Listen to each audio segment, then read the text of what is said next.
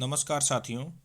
आज जिस विषय वस्तु पर हम लोग चर्चा करने जा रहे हैं वो कल दिनांक 22 दिसंबर 2024 को आयोजित पीसीएस परीक्षा, जिसको कि यूपी पीएससी संस्था के द्वारा आयोजित किया जाता है, इस परीक्षा की सेकंड मीटिंग में पूछे गए कुछ अंग्रेजी के क्वेश्चंस हैं जो इंग्लिश ग्रामर से संबंधित हैं।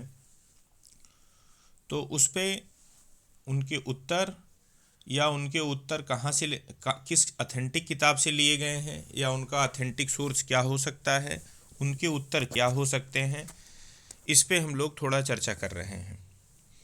अब यहाँ जो सीरीज हमको मिली है वो आपकी स्क्रीन के सामने है और जो मेरे पास जो सीरीज है उसमें 26 से मतलब 26 नंबर क्वेश्चन से इसकी स्टार्टिंग है और आप देख रहे हैं कि 45 नंबर क्वेश्चन पर इसकी एंडिंग हो जा रही है। इतने क्वेश्चंस आपके परीक्षा में पूछे गए हैं। इन्हीं क्वेश्चनों पर हमको चर्चा करना है और ये चर्चा आपको जो है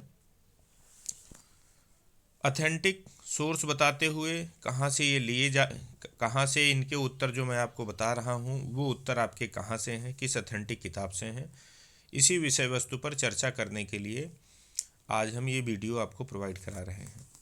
अब इसमें जो पहला क्वेश्चन है आपका है which among the following is a correctly spelled word. आपसे इसमें स्पेलिंग पूछा गया है। तो जिन महोदय के द्वारा मुझे यह बुकलेट प्रोवाइड कराई गई है उन्होंने इसका आंसर बी टिक किया है और उनका आंसर करेक्ट है। इसमें जो राइट स्पेलिंग आपकी इन्हीं की है। दूसरा जो आपका क्वेश्चन है, दूसरा क्वेश्चन आपका कंजंक्शन से संबंधित है। ये 27 नंबर बिंदु पर अंकित है। इसमें आपसे पूछा गया है fill in the blanks with the correct options. He worked space he failed. तो यहाँ पे आप जो देख रहे हैं कि चारों में से जो आपका बेस्ट ऑप्शन है वो सी है और यहाँ यही ऑप्शन यहाँ पे सटीक बैठेगा, क्योंकि नो सूनर देन यहाँ पे आना नहीं है। हार्डली स्कार्सली ये आपका रेफरेंस के अकॉर्डिंग टू सही नहीं बैठेगा। अदर देन ये आपका सही बैठना नहीं है। तो इसमें जो बेस्ट ऑप्शन है वो आपका है दो he worked eight he failed. अब यहाँ पे जो नो सूनर है, नो सूनर आपका इसलिए नहीं आएगा कि नो सूनर के बाद नो सूनर को इन्वर्जन चाहिए। तो यहाँ आपका इन्वर्जन दिया नहीं है। यहाँ पे इन्वर्जन का मतलब ये होता है कि जो ऑक्सिलरी वर्ब होती है, जिसको हम हेल्पिंग वर्ब बोलते हैं, हेल्पिंग वर्ब को सब्जेक्ट से पहले रखने की जो क्रिया होती है उसको हम लोग बोलते हैं इन्वर्जन। और यहाँ पे अगर जो इन्वर्जन होता रेफरेंस के अकॉर्डिंग टू सही बैठता तब इसकी बारी आ सकती थी, लेकिन यहाँ मुझे इन्वर्जन नहीं मिला। मैं आपको रफ तरीके से बहुत ही इजी वे में करने का तरीका बता रहा हूँ, ज़्यादा ग्रामेटिकल टर्म्स में बिना फंसाए हुए आप कैसे उत्तर पा सकते हैं। तो यहाँ पे अगर जो ऑक्सिलरी वर्ब होती तो मैं इस ऑप्शन के बारे में सोचता, क्योंकि जो भी नेगेटिव स्टार्टिंग सेंटेंसेज होते हैं उसमें इन्वर्जन आता है। तो यहाँ पे आपको इन्वर्जन नहीं मिला तो मैंने इस ऑप्शन को कट कर दिया। हार्डली स्कार्सली, ये आपका जो हार्डली आता है, फिर आगे आप व्हेन या बिफोर के रूप में जो चीज़ें लगाते हैं वो रेफरेंस के या मीनिंग के अकॉर्डिंग टू आपका सही नहीं बैठ रहा है। अदर देन, ये भी आपकी मीनिंग के अकॉर्डिंग टू यहाँ पे सेट नहीं बैठ रहा है। तो इसका बेस्ट ऑप्शन आपका सी ही है। अब चलिए 28 नंबर क्वेश्चन पर चर्चा करते हैं। अब यहाँ आपसे पूछा गया है fill in the blank with the correct option. Space दिया गया है, यहाँ 1 दिया गया है और आगे चीज़ें क्वेश्चन आपका दिया गया है one of the boys was in the play ground. अब इसको सिंपल सा मैं आपको करने का तरीका बताता हूँ कि मुझे यहाँ 1 मिला। अब इन चारों ऑप्शनों में से 1 मुझे ऐसा शब्द रखना है जो 1 के साथ मैचिंग कर ले। तो नीदर 1 होता नहीं है, आल 1 होता नहीं है, इधर आपका इधर 1 होता नहीं है। आल 1 के बारे में आप सोच सकते हैं, लेकिन जो ये आल 1 का यूज होता है वो आपका फॉर्मल इंग्लिश में यूज होता नहीं है। अब यहाँ पे एक ऑप्शन आपका बेस्ट बचता है, वो आपका होता है एवरीवन। तो एवरीवन इस क्वेश्चन का राइट आंसर होगा। 29 नंबर पे हम लोग चर्चा करते हैं फाइंड आउट करेक्ट सेंटेंस। इसमें आपको करेक्ट सेंटेंस मीनिंग के अकॉर्डिंग टू ढूंढना है। तो जो पहला ही ऑप्शन है वहीं आपको पता है कि TOO और उसके बाद आने वाला इन्फिनिटिव, ये स्ट्रक्चर ज़्यादा के सेंस में निगेशन का शो करता है। तो यहाँ है he is too rich to step, उसके पास वो इतना अमीर है कि भूखों नहीं मरेगा। तो जो लास्ट में निगेटिव की मीनिंग भी आ रही है सेंस के अकॉर्डिंग टू, ये आपका करेक्ट भी बैठ रहा है। तो इसका राइट ऑप्शन आपका, राइट आंसर आपका 29 का ए होगा। अब इसमें आपको ये बताना है कि जो ग्लूमी वर्ड है इसका आपको एंटोनिम बताना है। तो इसमें चीरफुल यही ग्लूमी का एंटोनिम है। ग्लूमी का मतलब आपका होता है कि अंधकार से भरा हुआ, निराशा से भरा हुआ। तो यहाँ आपका चीरफुल जो होता है ये इसका राइट आंसर होगा। 31 जो क्वेश्चन है इसमें लोगों को थोड़ी सी समस्या आई है। समस्या आने का देखिए सबसे बड़ा कारण ये है कि इनके जो मीनिंग्स हैं, इनके मीनिंग्स एक दो मीनिंग इनके नियर हैं, इस वजह से लोगों के मन में शंका आ रही है। लेकिन मैं आपको यहाँ बता रहा हूँ, एक लॉजिक के साथ बताऊँगा, उस लॉजिक को आप समझेंगे तो आपको ये क्वेश्चन बड़ा ही इजी नज़र आएगा और इसका जो है ठोस प्रमाण आपके पास आपको मिलेगा। अब जैसे यहाँ पे आपसे पूछा गया है इनडिस्क्रीट जो शब्द है इसका अपोजिट आपसे पूछा गया है। तो इनडिस्क्रीट का अपोजिट डिस्क्रीट, मैं मान लेता हूँ डिस्क्रीट। तो डिस्क्रीट जो शब्द है, डिस्क्रीट ये आपके 4 ऑप्शनों में दिया नहीं है। अब अगर जो मेरियम वेबस्टर डिक्शनरी में आप चले जाइएगा, मेरियम वेबस्टर की जो डिक्शनरी होती है वो ऑथेंटिक है, प्रमाणिक है। तो वहाँ पे जब आप डिस्क्रीट के सिनोनिम्स ढूंढेंगे, डिस्क्रीट के सिनोनिम्स ढूंढेंगे तो उनमें आपको प्रूडेंट भी मिलेगा। तो इस लिहाज से इनडिस्क्रीट का जो राइट आंसर होगा वो आपका प्रूडेंट होगा। इनडिस्क्रीट का जब आप अपोजिट मीनिंग ढूंढेंगे तो प्रूडेंट इसकी राइट मीनिंग होगी। नेक्स्ट क्वेश्चन है the art of beautiful handwriting is known as. खूबसूरत राइटिंग की जो कला होती है उसको क्या बोलते हैं? तो उसको बोलते हैं कैलियोग्राफी। तो इसका राइट आंसर जो है वो आपका कैलियोग्राफी है।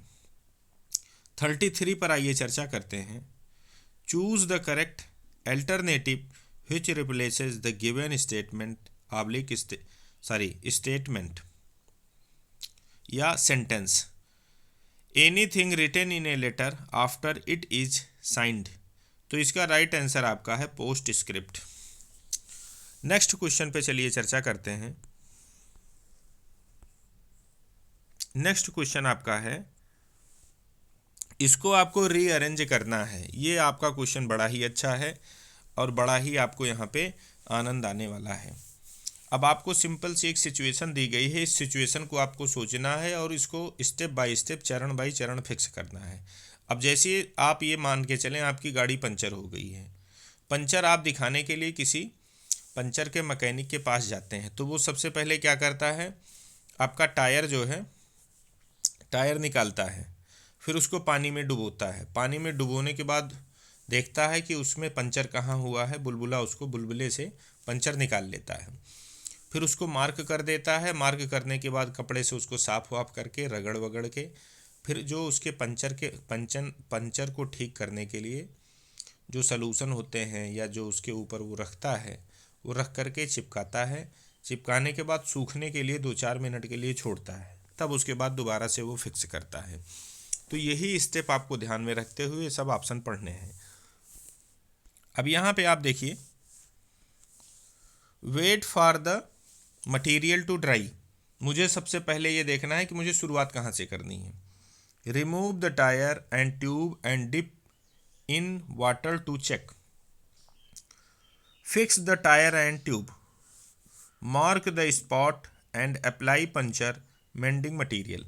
तो इसमें जो सबसे नंबर 1 पे होगा वो आपका है, ये सबसे पहले ये होगा।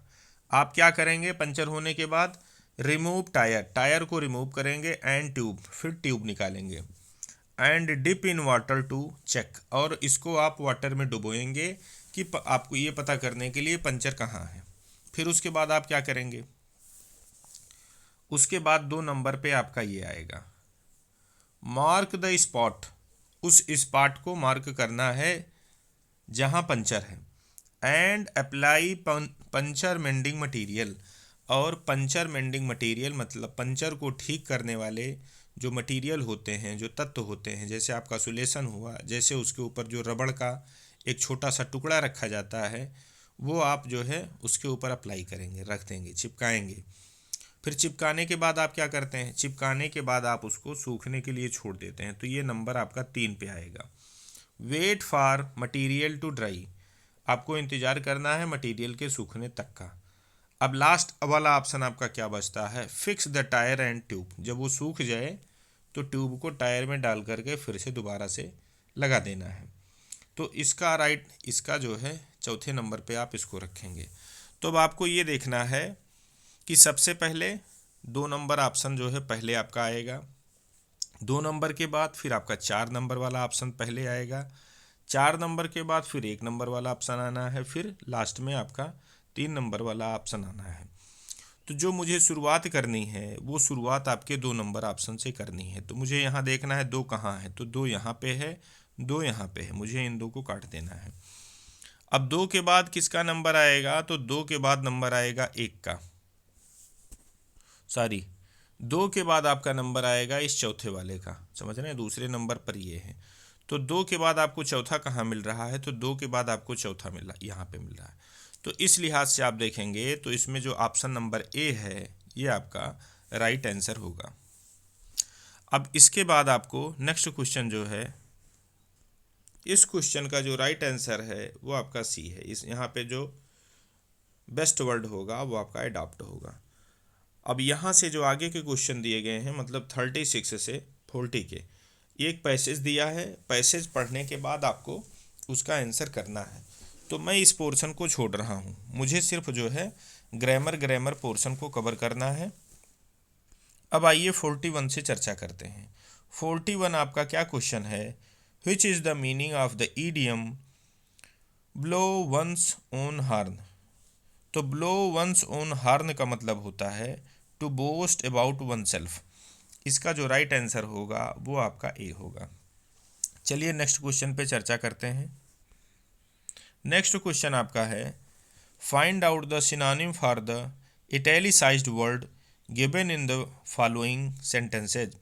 यहाँ पे जो आपका इटैलिसाइज्ड वर्ड रिमोर्स है, रिमोर्स का आपको सिनोनिम्स बताना है। आपको एंटोनिम सिनोनिम्स जो पूछा गया है उस पर आपको ध्यान देना है।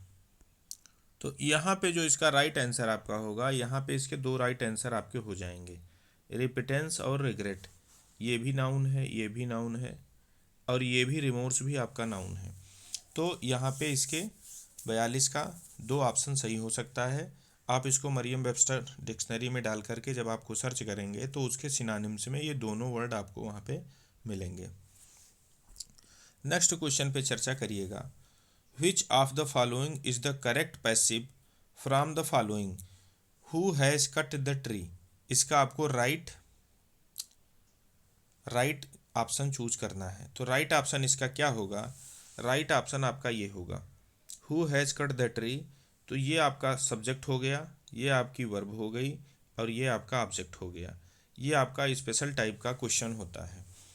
तो आप क्या करेंगे, सबसे पहले आप क्या करते हैं, सबसे पहले आप जो है ऑब्जेक्ट को पहले लिखते हैं, ठीक, फिर आप वर्ब लिखेंगे, और ये आपका जो ये चीज़ होती है ये चली जाती है, सब्जेक्ट को हम ऑब्जेक्ट बनाते हैं। लेकिन ध्यान ये देना है कि ये है क्वेश्चन, तो WH वर्ड जो होते हैं वो सबसे पहले लिखे जाते हैं। तो WH वर्ड जिसको मैं ऑब्जेक्ट की तरफ भेज रहा हूँ वो है आपका हु का ऑब्जेक्ट हुम होता है। अब हुम को ऐसे लिखा नहीं जाएगा, बाई हुम करके लास्ट में हम फिट करते, तो ये जो क्वेश्चन वर्ड और प्लस ये इसका प्रीपोजिशन यही उठ के फ्रंट पे चले जाते हैं। तो आप देखेंगे बाई हुम आपको यहाँ मिल रहा है, बाई हुम आपको यहाँ मिल रहा है, बाई हुम यहाँ पे मिल रहा है। बाई हुम क्योंकि क्वेश्चन वर्ड है, बाई हुम के बाद मुझे ऑक्सिलरी वर्ब लगानी है। ऑक्सिलरी वर्ब इनके पास है, इनके पास आपको मिल रही है, ऑक्सिलरी वर्ब आपको यहाँ पे मिल रही है। अब मुझे ऑक्सिलरी वर्ब के बाद ये देखना है कि जो इसका सब्जेक्ट ट्री है किसके पास है। तो आपको देख रहे हैं ट्री यहाँ है, ट्री यहाँ है, ट्री यहाँ है, लेकिन यहाँ पे ऑक्सिलरी वर्ब हैज है। तो मुझे हैज वाले ऑप्शन को ही चूज करना है, बाकी सबको कट कर देना है। तो आप देख रहे हैं हमको ये कट कर देना है, हमको ये कट कर देना है। तो इसका जो राइट ऑप्शन होगा, राइट ऑप्शन आपका यही होगा, राइट ऑप्शन आपका इसका बी होगा। अब चलिए नेक्स्ट क्वेश्चन पे चर्चा किया जाए। चेंज इनटू डायरेक्ट फॉर्म, ये आपको डायरेक्ट फॉर्म जो है दिया गया है। अब इसमें आपसे पूछा गया है कि इसका आपको इनडायरेक्ट फॉर्म चूज करना है। तो I said to him how do you know this, ये आपका इंट्रोगेटिव का सेंटेंस है। इसको आपको इनडायरेक्ट में आपसे पूछा गया है, इनडायरेक्ट आपको इसको चूज करना है।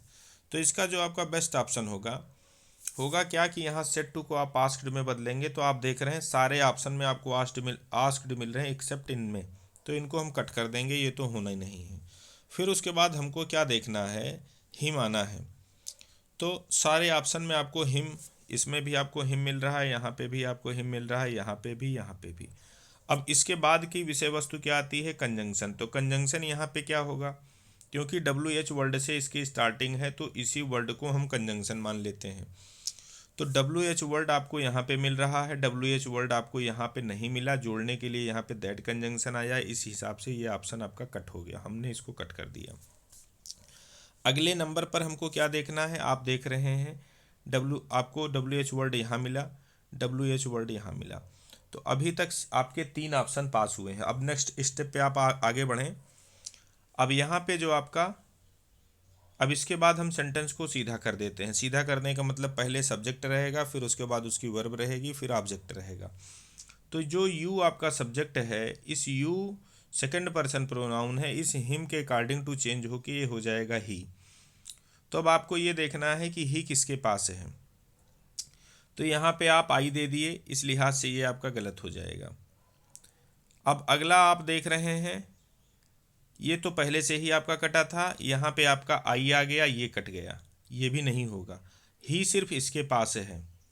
तो यहीं इस स्टेप से ही मुझे पता चल गया कि सिर्फ यही एक ऑप्शन करेक्ट है, बाकी सारे ऑप्शन आपको गलत दिख रहे हैं।